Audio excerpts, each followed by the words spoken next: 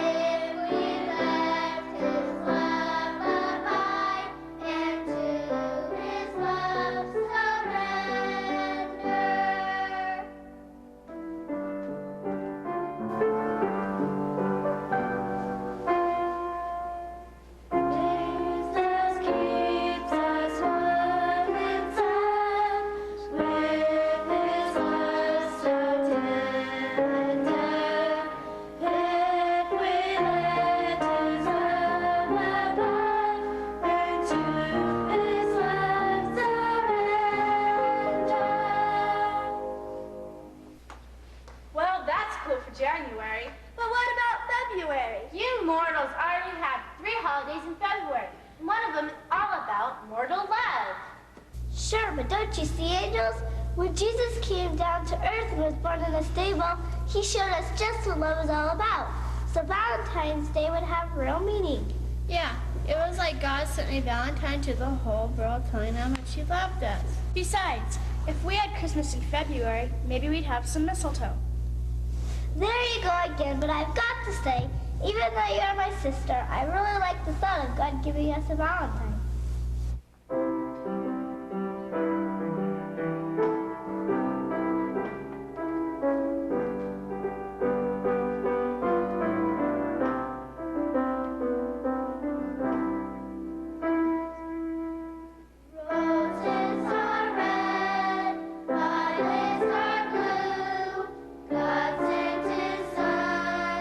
Specially for you, isn't it great?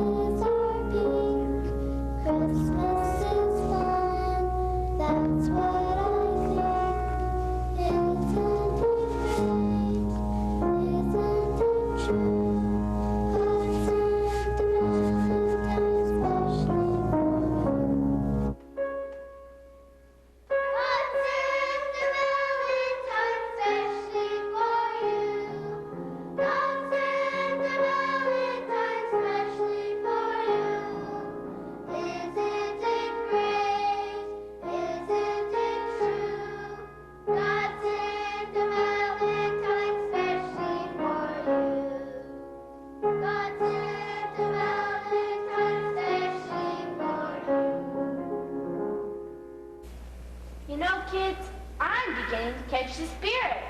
This idea is growing onto me. But what about springtime? I mean, it rains, the buds blossom, kids play baseball and get spring fever.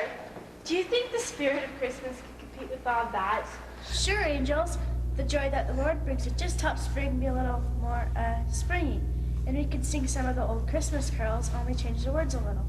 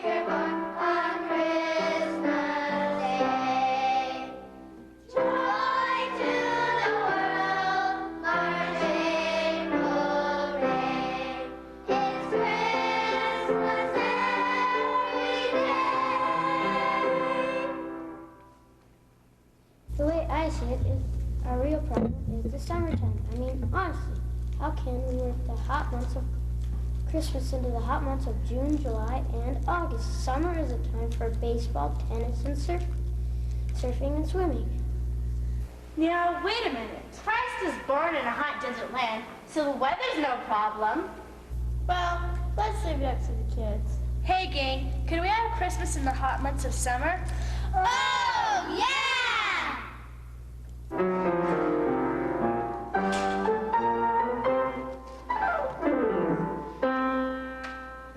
Christmas in July, there's no reason why we can't have a Christmas tree so high, oh yeah. Baseball's number one, and swimming in the sun, but we'll trade snow for sun and still have fun. The rockets on the 4th will be exciting, and as we watch the sky that they are lighting, we'll think about the star that told the story, and hear the angels singing of His glory.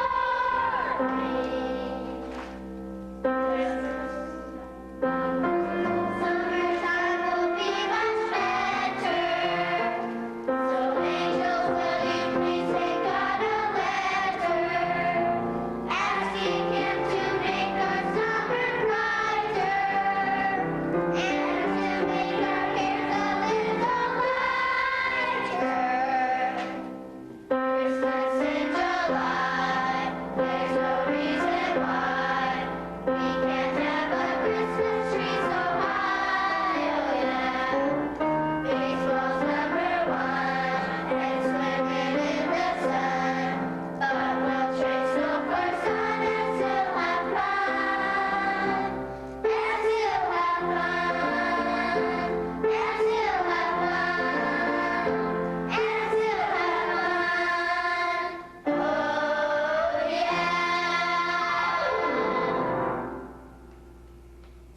It seems like only one question remains. Can we have Christmas in the fall and winter months? After all, people are pretty wrapped up in football and Thanksgiving foods like pumpkin pie, cranberry sauce, stuffing, mashed potatoes, and gravy. Before you droll all over your costume, let's give some serious thought about having Christmas in the fall and winter months.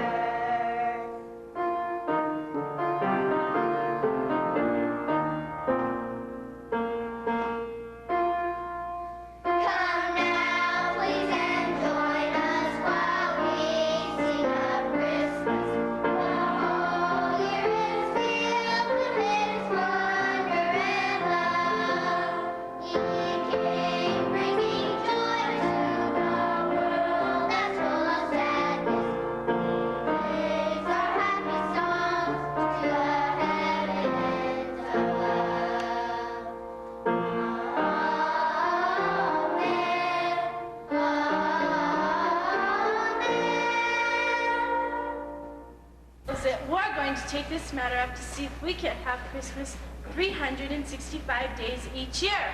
Hold it! I just thought of one more thing that needs to be settled. Will the grown-ups go along with this idea?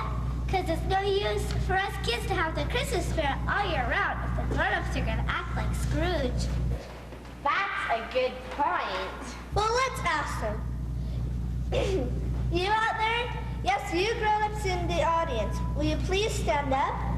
That's right. We'd like to have you join us in a promise that you will try to have the true spirit of Christmas 365 days each year.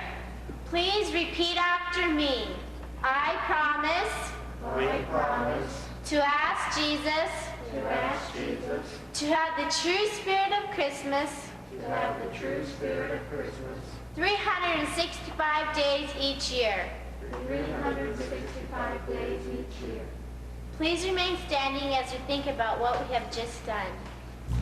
You know, I was just sitting here wondering to myself what it would be like if the world experienced the spirit of Christmas every hour of every day of every year.